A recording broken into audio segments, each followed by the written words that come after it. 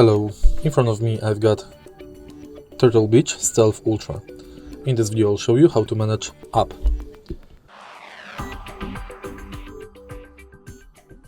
In the beginning, once your controller is connected with the app, you can check Overview,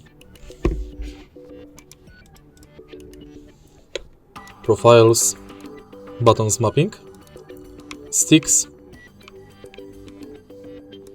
Trigger, Audio Settings.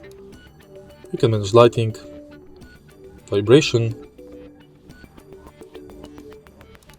system, power mode, LED brightness, factory reset, and firmware. If you find this video helpful, please leave like, comment and subscribe.